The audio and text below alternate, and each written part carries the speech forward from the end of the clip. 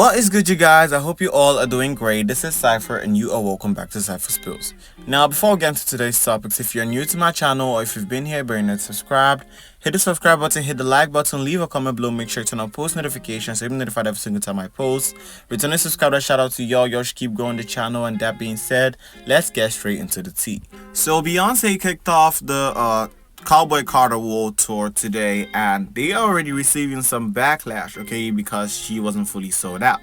But in my opinion, the stage, the set list, everything was perfect. It wasn't as good at Renaissance, but it was a good set list. It was a good stage setup, okay? The whole tour looks expensive, but it wasn't as good as Renaissance. But the reason why they were getting dragged is because Beyonce's label, Parkwood Entertainment, posted Cowboy Carter sold out Los Angeles Night 1, okay? And they have been exposed for having some empty seats in the stadium, okay? There were multiple seats seen empty, and it wasn't even really fully sold out. There were tickets still available days before the tour and still on the tour day, and TMZ covered a topic on that, okay? So the TMZ article said, Beyonce not used to missing a step, but with Cowboy Carter tour tickets struggling to sell. Fans are saddling up with jokes and she's stuck taking the heat. With her tour kicking off tonight at LA SoFi Stadium, there are still more than 3,800 tickets up for grabs, and resale prices have dropped to $20. Pretty wild considering it's Queen Bey we're talking about, and she literally just snagged an Album of the Year Grammy for the album Cowboy Carter. Okay, now this was a very shady article written by TMZ, but it was true. The tour wasn't fully sold out, and we can see with the empty seats over there, there were multiple empty seats. Every angle you see she performing, they turn on the camera, you see empty seats littered in the places. But she had a phenomenal performance in my opinion. The performance was good. I liked the set list, and she was performing songs from her other albums and not just the album Cowboy Carter. But the fact that they lied about it being sold out is kind of, weird, okay, because it is evident that the tour wasn't sold out, so why come out and lie about it? I mean, the people can see clearly, but the stadium was packed. It was actually packed, but it just wasn't fully sold out. Okay, there was hell of a crowd there because Beyonce usually puts up a performance. So although her tickets are expensive, people will still pay just to go see Beyonce perform. Now, another gag-worthy moment on the tour was the fact that she brought out Blue Ivy, okay, and Blue Ivy was performing. The girl was dancing, okay, channeling Beyonce herself. Now, it looks like Blue Ivy saw the complaints online of her being stiff while performing with Beyonce on the Renaissance World Tour, and she went and put in the work because you can see she definitely doing better.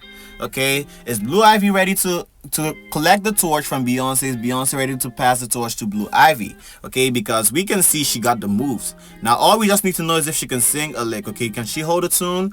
Because I can see Beyonce retiring soon and passing the torch over to Blue Ivy, and she might be the next big thing. And everybody talking about how Chloe and Halle was supposed to replace Beyonce, but Beyonce signed these girls to hold them down, in my opinion. Okay, she basically sabotaged them their entire career because everybody thought Chloe was going to be the next big thing. I mean, she just dropped Have Mercy after the album between her and her sister and the Chloe and Halle albums, which received Grammy nominations. Okay, so these girls got a good thing going for them up until a certain point, and then they started flopping. Okay, I wouldn't fully blame it on Beyonce because Chloe's music kind of be trash sometimes, but Beyonce don't be pushing these girls. She barely promotes them, and it shows. Okay, so I don't know. It kind of looks like she signed them just to keep them down and wait for the right time for Blue Ivy to come take over. And she also brought out her daughter Rumi Carter, which makes sense because she was featured on the album Cowboy Carter. On the song, I believe it was called Daughter. Okay, but she was kind of trying to shut down, whatever Kanye West was saying when he was spiraling about her children, Rumi and Sir, saying that there was something wrong with them. Okay, so y'all can see Rumi. She is wild and well kicking. Kanye West, nobody really believe him anyway, so I don't know. But let me know how y'all feel about the first day of Beyonce's Cowboy Carter tour. I believe it was a good show opener. Okay, she did an amazing job with the performance. I like the outfits. They weren't as great as the Renaissance outfits, but they were also good. Okay, so let me know how you guys feel about that. Now moving on from that, it keeps getting worse for Cardi B because she getting whacked from left and right from Offset and her new boo thing Stefan Diggs. Okay, because Offset was seen on the comments talking crazy about Cardi B. Meanwhile, Stefan being exposed for being a cheater already. Now, this girl posted a picture with Stefan Diggs on Instagram, and Cardi B's fans was basically spamming her comments, calling her a liar and calling her all sorts of names, calling her a homewrecker and stuff like that, and saying she was lying because the pictures were old and all that. But then she went to her Instagram story and posted a recent conversation with Stefan Diggs, okay? She has showed receipts that he be in her DMs talking to her, and the date is not far, okay? It has been a while since it has been revealed that Stefan Diggs and Cardi B might be messing with each other, and allegedly he's still messing with other girls behind the scenes. Are we shocked? No, because it looks like Cardi B got a type. How you move on from a cheater to land with another one?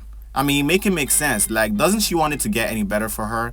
And on the other hand, Offset over in the comments calling her a hoe, because someone posted a video where Cardi B was talking about how she got a gorgeous N-word fucking on her, and Offset was in the comments and he wasn't even tagged, okay?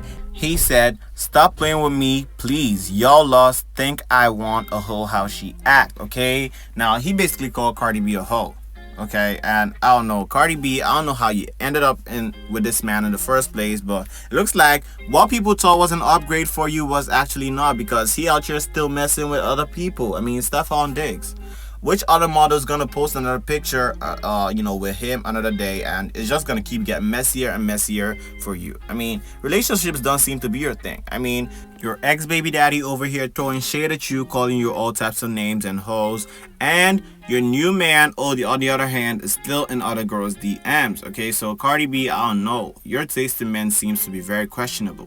Well, let me know how you guys feel about this. That's gonna be all for this video. Like, comment, subscribe. Stay tuned for the next video, and I'll see you guys there.